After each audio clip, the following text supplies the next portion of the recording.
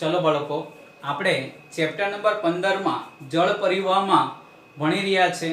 Last લેક્ચરમાં બાળકો આપણે નદીઓનો બાળકો જે પ્રવાહ જોયો તો અંતરવાસ, ઉપરવાસ, ખ્યાલ આવ્યો, મધ્યવાસ, ત્યાર પછી બાળકો હિમાલયમાંથી નીકળતી નદીઓ અને દ્વીપકલ્પીય નદીઓનો તફાવત જોયો તો એ તફાવત પણ અગત્યનો છે। ત્યારબાદ પછી બાળકો એક સિંધુ નદી તંત્રનું પ્રણાલી જોઈ હતી અને બાળકો ગંગા નદી તંત્રની પ્રણાલી જોઈ હતી। ત્યાર પછી એક ભારતની એક ત્રીજી મહત્વની નદી છે અને એ છે બાળકો બ્રહ્મપુત્ર નદી બેસિન વિશે માહિતી આપો।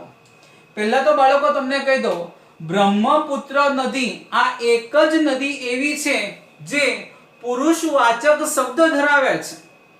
ખ્યાલ આવ્યો?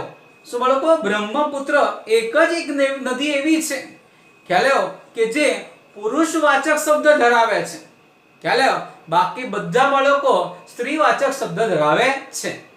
તો સાથે સાથે બાળકો બ્રહ્મપુત્ર નદી ખૂબ વિશાળ વિસ્તાર ધરાવે છે, એની લંબાઈ પણ ઘણી બધી છે અને માંજુલી નામનો એક ટાપુ આવેલો છે જે વિશ્વનો સૌથી મોટો એક ટાપુ ગણવામાં આવે છે આ બ્રહ્મપુત્ર નદી પર। ખ્યાલ આ બ્રહ્મપુત્રની જે નદી છે એના વિશે વધારાની માહિતી છે।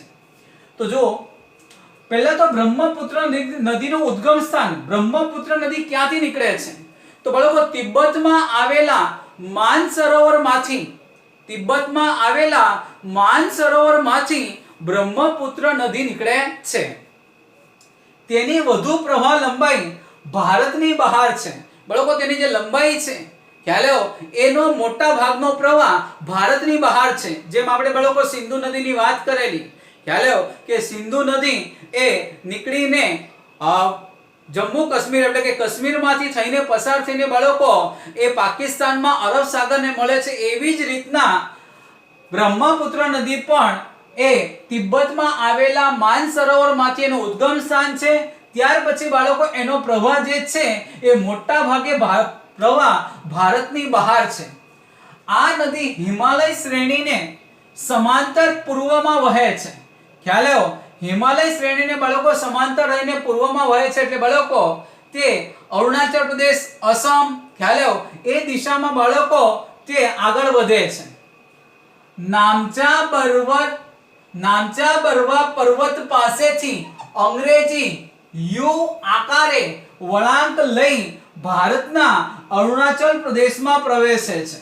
બાળકો તે તિબ્બતમાંથી નીકળે છે, તિબ્બતના માનસરોવરમાંથી નીકળે છે, એનો મોટા ભાગનો પ્રવાહ ભારતની બહાર છે પણ ભારતના અમુક રાજ્યમાં બાળકો એનો પ્રવાહ છે અને ભારતના તે કયા રાજ્યમાં પ્રવેશે છે?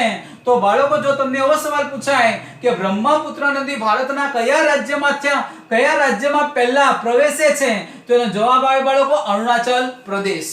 સાથે સાથે બ્રહ્મપુત્ર નદી કયા પર્વતને યુ આકાર સ્વરૂપ ધરાવીને તે પોતાનો પ્રવાહ આગળ વધારે છે? તેનો જવાબ આવશે બાળકો નામચા બરવા પર્વત।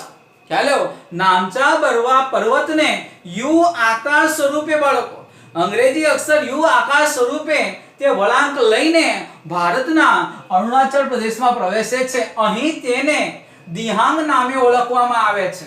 બાળકો ભારતમાં આમ તો બાળકો ભારતમાં એ બ્રહ્મપુત્રના નામે જ ઓળખવામાં આવે છે પણ અરુણાચલ પ્રદેશમાં એનું નામ શું છે બાળકો? દિહાંગ। જો બ્રહ્મપુત્રના નદીના ઘણા નામ છે બાળકો। તમે બાંગ્લાદેશમાં બાળકો એનું નામ જમુના છે, બાળકો ત્યાર પછી છે ને તિબ્બતમાં એને તસાંગપો નામે ઓળખવામાં આવે છે બાળકો। અરુણાચલ પ્રદેશમાં એને દિહાંગ કહેવાય છે અને અસમમાં એને બ્રહ્મપુત્ર કહેવાય છે। ખ્યાલ આવ્યો? તો અહીં તે દિહાંગના નામે ઓળખવામાં આવે છે। દિહાંગ, લોહિત અને કેનુલા। આ પણ કાળજી રાખજો કે દિહાંગ, લોહિત અને કેનુલા જેવી શાખા નદીઓ મળીને તે અસમમાં બ્રહ્મપુત્ર નદી તરીકે ઓળખવામાં આવે છે। તો ટૂંકમાં બાળકો જે અસમની જે દિહાંગ નદી બાળકો અરુણાચલ પ્રદેશમાં જે દિહાંગ નામે ઓળખાય છે, આ દિહાંગને દિહાંગ, લોહિત અને કેનુલા જેવી શાખા નદીઓ મળે છે અને આ શાખા નદીનો એક સંયુક્ત પ્રવાહ રચાય છે। આ સંયુક્ત પ્રવાહ રચાય છે જેને અસમમાં કયા નામે ઓળખવામાં આવે છે? બ્રહ્મપુત્ર। તિબ્બતમાં આ નદીમાં તિબ્બતમાં આ નદીમાં કાપનું પ્રમાણ બહુ ઓછું છે. ખ્યાલ આવ્યો બાળકો? કારણ કે એનું ઉદ્ગમ સ્થાન છે તિબ્બત. ન્યા એનો જે પ્રવાહ છે, ન્યા પ્રવાહમાં બાળકો ન્યા કાપનું પ્રમાણ, રેતી, માટી, રજકણો બાળકો જે કાપનું પ્રમાણ છે એ પ્રમાણ ખૂબ જ કેવું છે? ઓછું. પણ ભારતમાં આ નદી વધારે વરસાદ વાળા ક્ષેત્રોમાંથી કે વિસ્તારમાંથી પસાર થાય છે. હા બાળકો, ભારતના વધારે વરસાદ વાળા ક્ષેત્રો એટલે બાળકો અરુણાચલ પ્રદેશ. મોટાભાગનો બાળકો જંગલ એરિયો છે. ત્યાં માનવ વસ્તી ગીચતાને દ્રષ્ટિકોણથી પણ બાળકોને ગીચતા સૌથી ઓછી છે આપણા દેશમાં. તો પણ વરસાદ વધારે હોવાથી એવા ક્ષેત્રોમાંથી બાળકો આ બ્રહ્મપુત્ર નદી વહે છે અને એના કારણે બાળકો એમાં વધુ વરસાદ હોવાને કારણે બાળકો જંગલોમાંથી કે કાપનું પ્રમાણ કેવું થતી જાય છે બાળકો? વધારે. કારણ કે બાળકો જંગલો ક્ષેત્રોમાં વધારે વરસાદ પડે અને વરસાદને કારણે જે શાખા નદીઓમાં બાળકો કાપ ઢસડાઈને આવે છે, કાપ નિક્ષેપણ થઈને આવે છે અને એ કાપ ક્યાં બાળકો ઠાલવવામાં આવે છે? બ્રહ્મપુત્ર નદીમાં ઠલવાય છે. અને એટલા માટે બાળકો કે વધુ વરસાદ વાળા વિસ્તારોમાં પસાર થાય છે. તેથી અહીં જળ જથ્થાની અને કાપની માત્રા કેવી હોય છે? વધારે. કારણ કે બાળકો નદીનો બાળકો શાખા નદીઓનો પ્રવાહ પણ વધારે હોય છે.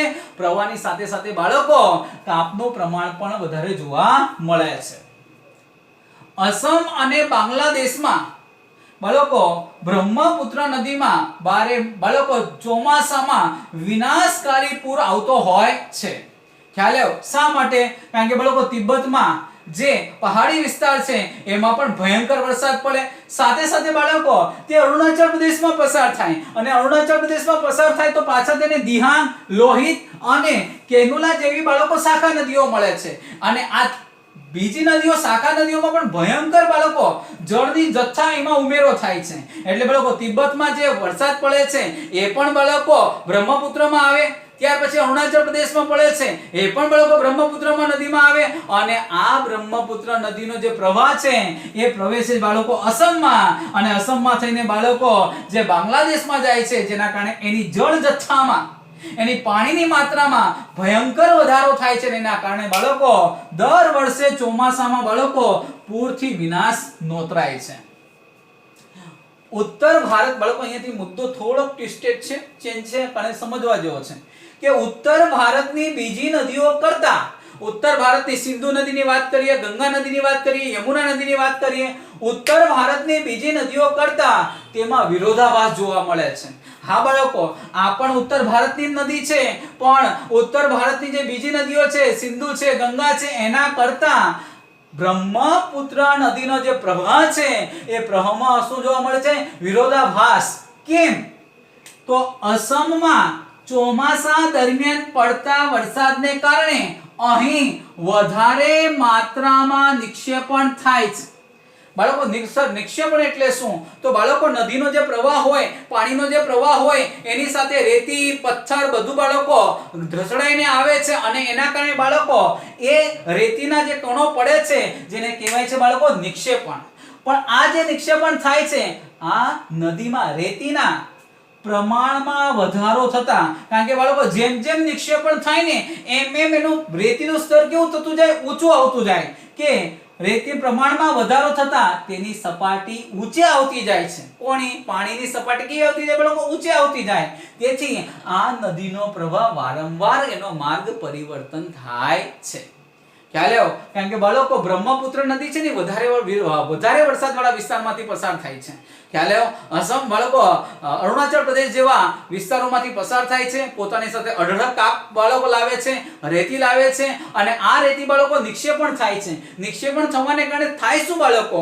એ રેતીના સ્તર બાળકો રચાતા જાય. સ્તર રચાતા જાય એટલે પાણીની સપાટી પણ કેવી આવતી જાય? ઊંચી આવતી જાય. અને પાણીની સપાટી ઊંચી આવતી જાય અને એના કારણે એનું જે પ્રવાહ, જે રેગ્યુલર પ્રવાહ હોવો જોઈએ એ નથી હોતો. કારણ કે સપાટી ઊંચી આવવાને કારણે બાળકો પાણીની સપાટી પણ ઊંચી આવે છે અને એના કારણે બાળકો પાણી જે નીચાણવાળા ભાગમાં છે એ ભાગમાં ગતિ કરે છે અને એટલા માટે બાળકોના માર્ગમાં શું જોવા મળે છે? પરિવર્તન.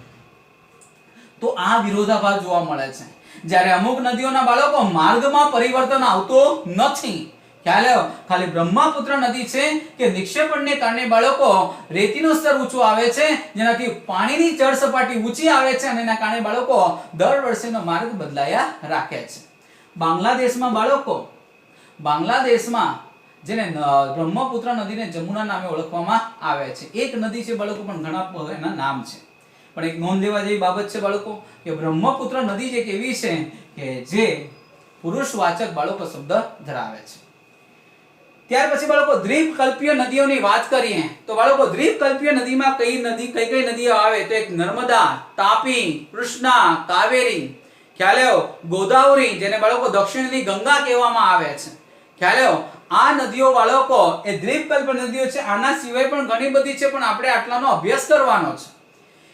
તો નર્મદા નદી બેસિન, તો બાળકો નર્મદા નદીનું ઉદ્ગમ સ્થાન, નર્મદા નદીનો ઉદ્ભવ ક્યાંથી છે તો મધ્યપ્રદેશમાં આવેલા અમરકંટક નામના પર્વતમાંથી આ બાળકો નર્મદા નદી એ નીકળે છે.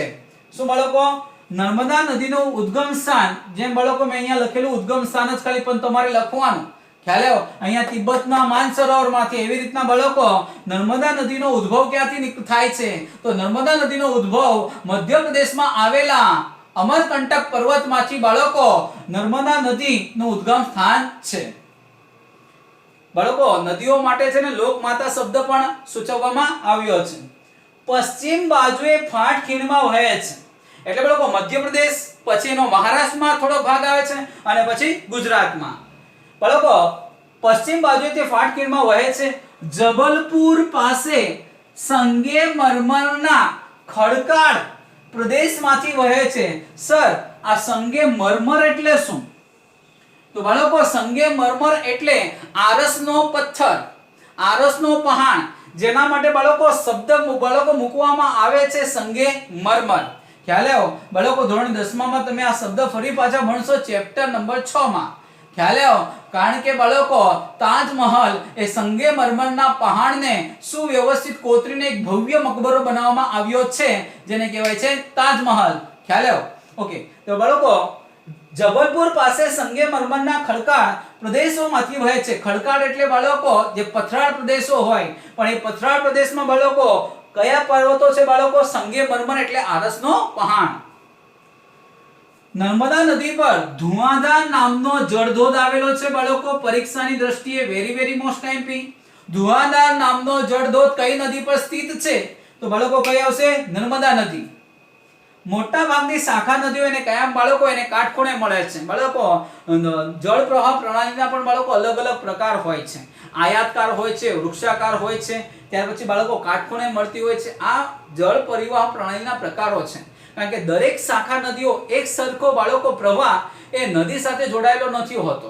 ખ્યાલ આવ્યો? નર્મદા નદીની લંબાઈ કેટલી છે તો 13-12 કિલોમીટર.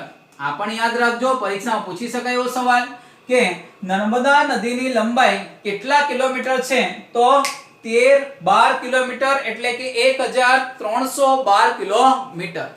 હવે બાકીની જે નદીઓ છે ને બાળકો એકદમ એની માહિતી ટૂંકમાં આપેલી છે. ખ્યાલ આવ્યો? હજી આપણે આગળ નદીઓ જોઈએ.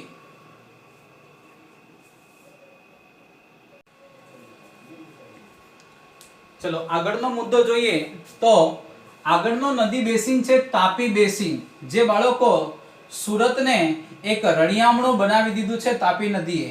ખ્યાલ આવ્યો? તો તાપી નદીનું ઉદ્ગમ સ્થાન ક્યાં છે? ખ્યાલ આવ્યો? તો તાપી નદીનું ઉદ્ગમ સ્થાન છે મધ્યપ્રદેશના બેતુલ જિલ્લાના સાતપુડા પર્વતમાંથી. ખ્યાલ આવ્યો? બાળકો તાપી નદીનું ઉદ્ગમ સ્થાન ક્યાં છે તો મધ્યપ્રદેશના બેતુલ જિલ્લાના સાતપુડા પર્વતમાંથી તાપી નદીનું ઉદ્ગમ સ્થાન છે. ખ્યાલ આવ્યો? બાળકો મધ્યપ્રદેશમાંથી તે તાપી નદી નીકળે છે અને એ છે બેતુલ જિલ્લો.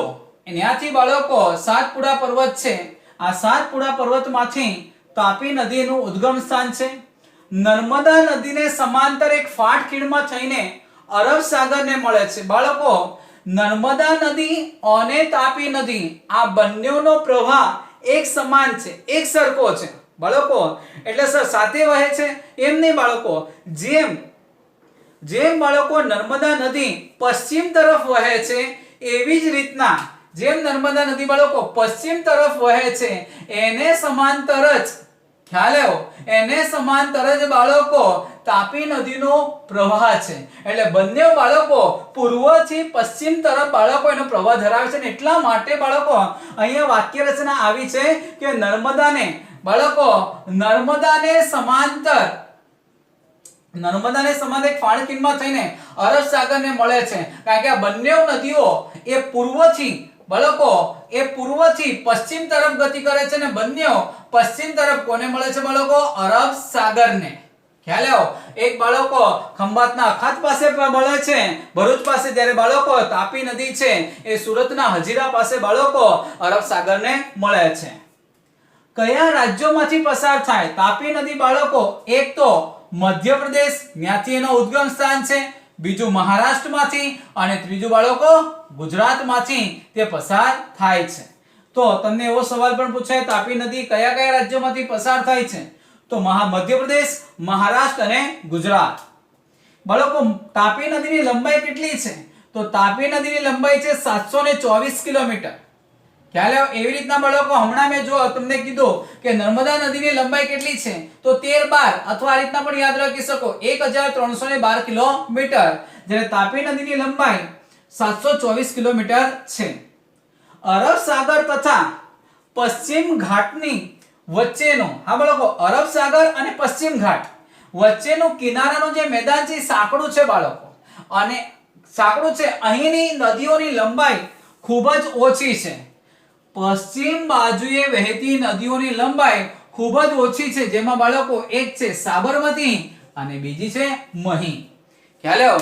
સાબરમતી અને મહી નદી એનું જીવંત દ્રષ્ટાંત છે કે જેમની લંબાઈ પ્રમાણમાં ખૂબ જ ઓછી છે. ત્યાર પછી બાળકો આગળનો મુદ્દો એ છે બાળકો ગોદાવરી બેસિન વિશે માહિતી આપો. તો ગોદાવરી બેસિન, તો ગોદાવરી નદીનું ઉદ્ગમ સ્થાન ક્યાં છે? તો મહારાષ્ટ્રના નાસિક જિલ્લાના બાળકો ગોદાવરી નદી ક્યાંથી નીકળે છે? તો મહારાષ્ટ્રના નાસિક જિલ્લાના પશ્ચિમ ઘાટના ઢોળાવમાંથી ગોદાવરી નદીનું ઉદ્ગમ સ્થાન છે.